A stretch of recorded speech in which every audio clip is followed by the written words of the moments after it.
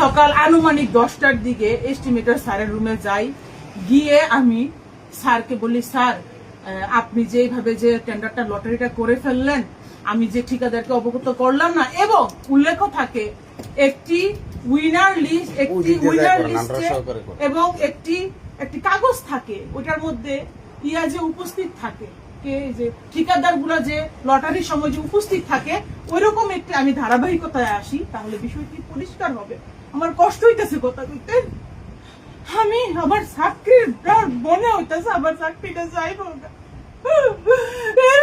আমি এত বিস্তারিত কইতেছি, মনে হয় চাকরিটা যাইব গা। আমি কইলাম, স্যার আমার তো চাকরি যাইব গা, লটারির সময় কেডা কেডা উপস্থিত ছিল, এই কাগজ করলেন না কি রে? আমি এই কথা কইয়া এস্টিমেটর টিপু স্যারের রুমেতে বাইরে আইছি। পরে কুদ্দুর পরে আমার এক্সিডেন্ট স্যারে ডাইছে, মনে হয় এমরান্ডে দিয়া 900 প্রহরী এমরান্ডে দিয়া মনে ডাহাইছে। আমি গেলাম, আমি যাইয়া দেখি রুমটার ভিতরে কমপক্ষে 60টা বেড়া বয়ে রইছে। আমি যাই সেরে এমনি দাঁড়াইছি, সবাই বয়ে রইছে। ইহানো অ্যাকাউন্টেন্টও আসিল, রাসেল, আমার যতটুকু মনে পড়তেছে অ্যাকাউন্টেন্ট রাসেল আসিল, নির্বাহী প্রকৌশলী স্যার আসিল, আসগর আলী স্যার আসিল, তারপরে আর কেটা টিপু স্যার ছিল, এক্সিএন স্যারের সাথে পাশে বসা এক্সিএন স্যার ছিল, তারপরে অ্যাকাউন্টেন্ট সাহেব বসা ছিল, উনি আর আমি সেম ডেজিগনেশনের। আমি গেছি কথা বলতে, উনি বসা, আমি দাঁড়াই রয়েছি।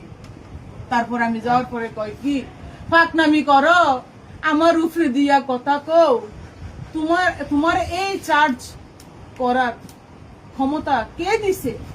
তুমি যে টিপু স্যারকে যে চার্জ করলা যে আমাকে উইনার লিস্ট দেন, আমি জীবনও উইনার লিস্ট চাইছি।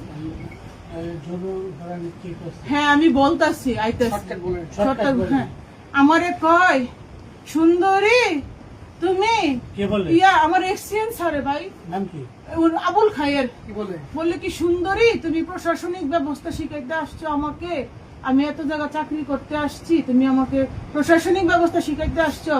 এই টিপু ওরে ধর।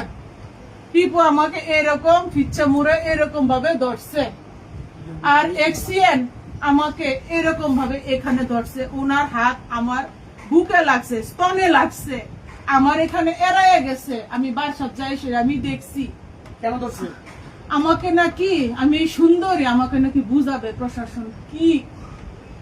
প্রশাসন কি উনি আমাকে বুঝাবে, আমাকে উনি হুমকি দেয়। প্রশাসনিকের কথা কইতে আইছো, 1-2 তোমারে বদলি করে দেবো, এবং উনি তাই করছে। 6 ঘন্টার ভিতরে আমার কুমিল্লা থেকে পটুয়াখালী বদলি করছে।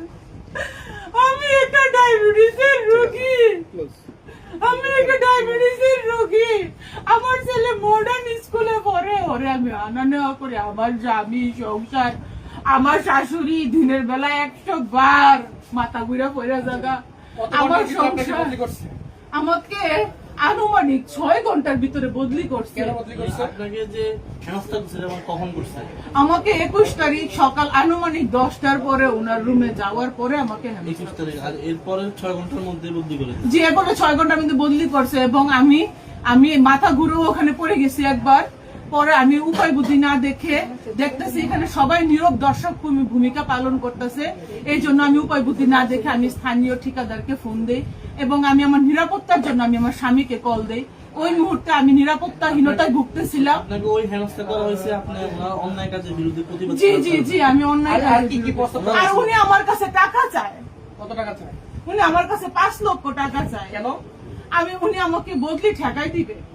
আমি ওনার রুমে গেছিলাম, পরে আবার বলে স্যারের কাছে মাপটাপ চাইতাম, বলে স্যার যাই হইছে স্যার আমারই দোষ স্যার, আপনি যেহেতু কর্মকর্তা স্যার, আপনি স্যার আমার অভিভাবক স্যার, আমারই দোষ স্যার, আপনি আমার মাফ করে দেন স্যার আল্লাহর রস্তে। আর কি কি প্রস্তাব দিয়েছে? এরপরে আমি কি করছি জানেননি, আমার জামাই রেলওয়ে ঢুকছিলাম তো স্যার, শুনেন না, আমার জামাই রেলওয়ে ঢুকছিলাম তো, পরে আমি করছি কিন্তু আমার জামাই রেখেছে, গো তুমি এটা কিন্তু ভিডিও করো, এমনি আর লক করুন বাবা দেখা জানা। পরে আমার জামাই ওনারে ভিডিও করছে, আমি ওনারে জিজ্ঞেসি, স্যার আপনি আমার কাছে কিসের টাকা পান? উনি কোনো উত্তর দিতে পারে না। আমি ওনারে বলছি আমি প্রশাসনিক দায়িত্বে আছি, এখানে আপনি আমার কাছে প্রশাসনিক কাগজ চাইতে পারেন স্যার, টাকা সংক্রান্ত বিষয় অ্যাকাউন্টস বলতে পারবে স্যার। আপনাকে আর আমি কি কি এগুলো প্রস্তাব বলতে দিয়েছে সেটা বলুন।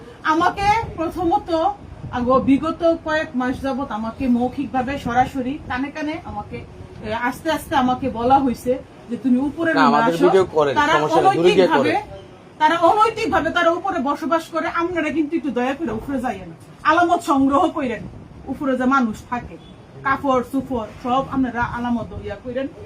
তো অনৈতিক প্রস্তাব দিতে আছে। এরপরে আমি দাপ্তরিক বিষয়ে খুবই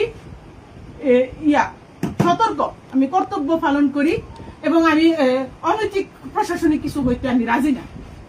যে কারণে আমার প্রতি এরকম প্রতিহিংসামূলক এবং সবসময় আমাকে সুন্দরী বলে, এটা আনঅফিসিয়াল সম্বোধন। আমাকে সুন্দরী উনি বলতে পারে না, এটা আনঅফিসিয়াল। এটা একটা মহিলাকে যৌন হয়রানির আওতায় পড়ে। এটা আমাকে উনি কেন সুন্দরী বলবে?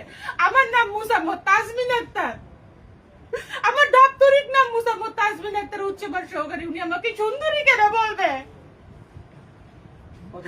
কেন ঠিক আছে। উনি আমাকে কেন সুন্দরী বলবে? উনি আমার স্তনে হাত দিবে কেন? আমার বুকে কেন আঁচড় পড়বে? অফিস কর্তৃক কর্মকর্তা দ্বারা আমার বুকে কেন আঁচড় পড়বে? কেন আঁচড় পড়বে? আমি বুক এখন কেমনে দেব?